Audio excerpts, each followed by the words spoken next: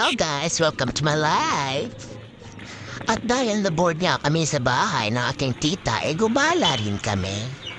At sa sobrang gala, dito kami napadpad kung saan nagpa-practice ng badminton ang aking pinsan.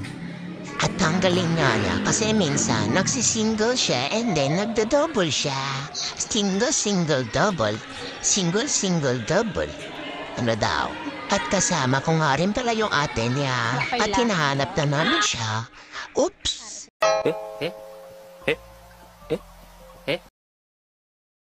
Sino natupad yan?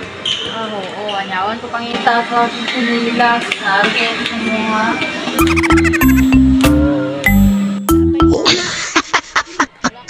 Akala ko naman papagaliban niya kasi may kasamang lalaki. Sinelas lang pala.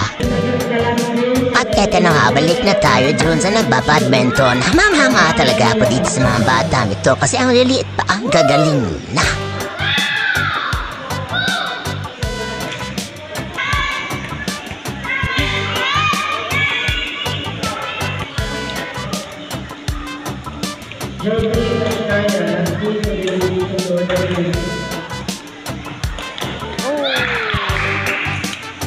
Sa double.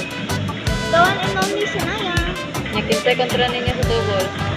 The one and only Sarah.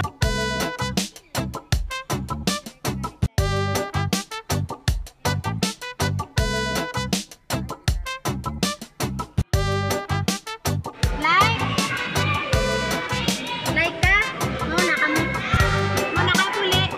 At ayan na nga at uuwi na kami kasi tapos na rin daw yung laro niya. At saka feel ko gutom na rin yung anak ko.